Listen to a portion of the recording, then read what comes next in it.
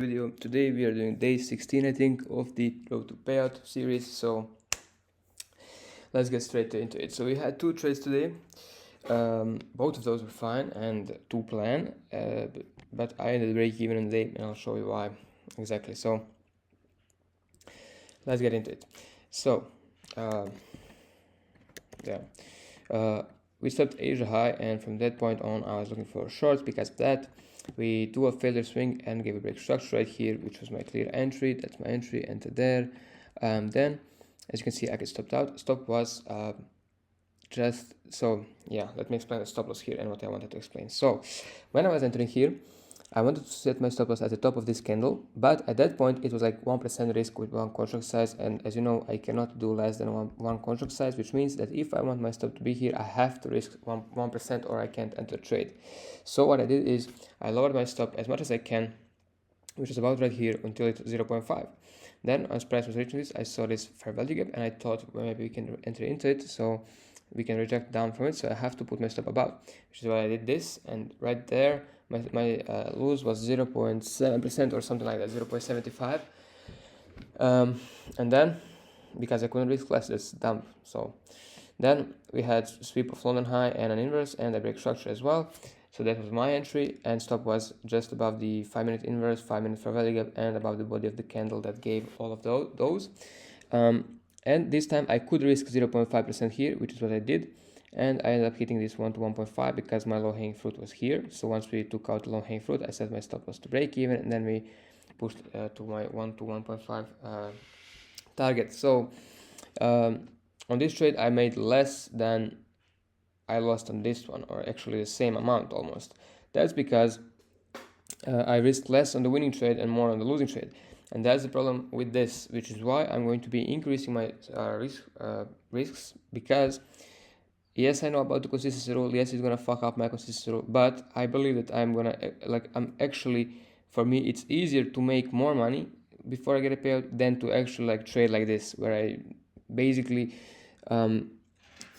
don't know, I can't place my stop loss correctly because of what the risk says. So what I'm going to do from now on is set 0.75 or 0.8% risk, maybe even 1%, we'll see, always, so that I can always set my stop loss correctly, and that I can always have the same risk, because then I can end every single day in profit. Not every single day, sorry, every single day where I have one loss, one win, I can end in profit, to actually let my edge play out. Because like this, I'm not letting my edge play out, because for example, today this should have been a plus 0.25% day, but because of this and I couldn't risk less, now I'm break even in the day.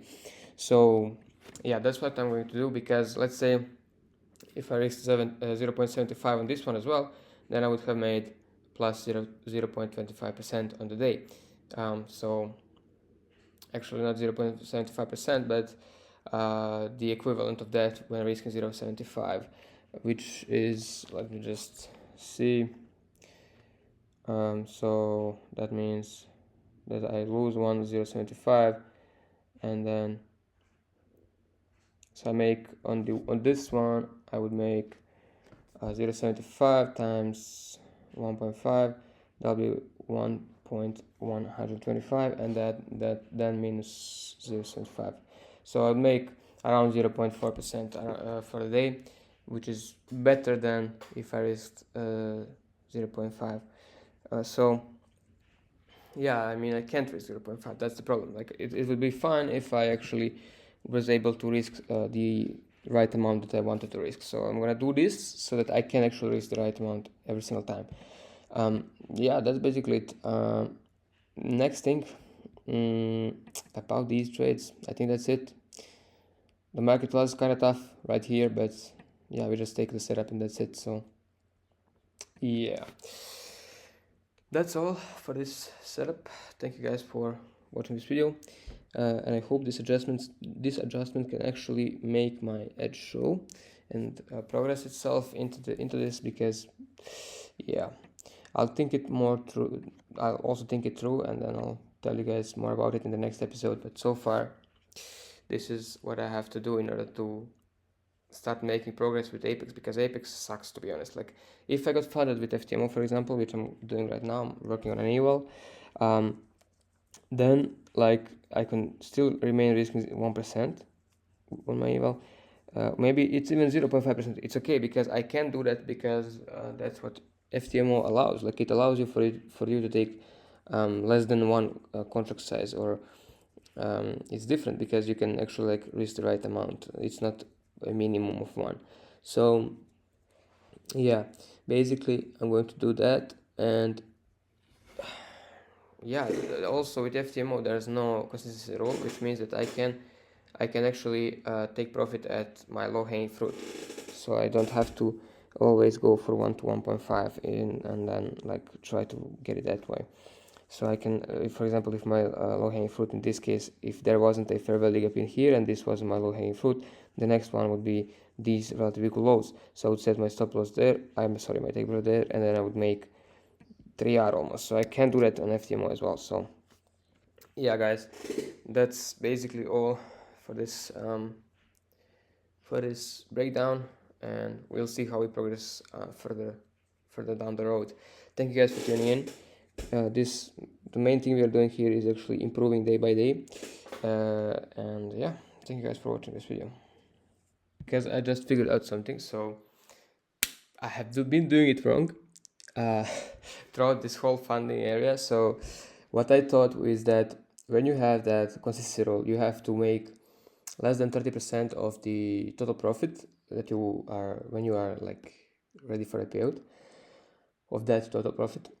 But then that 30% has to be out on the day. So basically what I did was, for example, if I wanted to get payout on $2,600 in profit, when that's the first time you can actually get a payout, I thought that every single day that I make profit, it has to be less than $780, which is not true.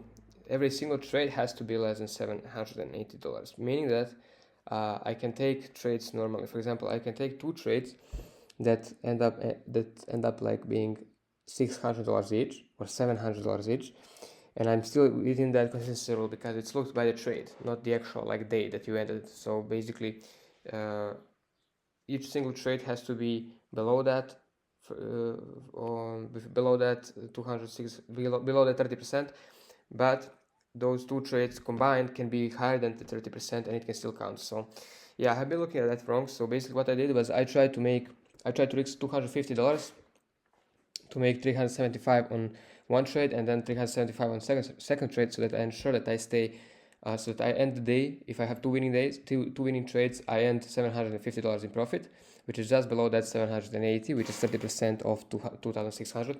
So sorry if I'm going fast, but this is like a huge discovery because now I can finally let my edge play out correctly. So what this actually means is that now I can do what I did. So basically I can risk 1% or 0. It doesn't matter what I risk. The only thing that matters is that I can actually now, I don't have to exit at 1 to 1.5. I can actually let my targets go to my low hanging fruit, because I can make however much I want if it's in 2 trades. So the only thing that I have to follow now is basically that a singular trade is less than $906 in profit. $780 in profit. So I'm still good.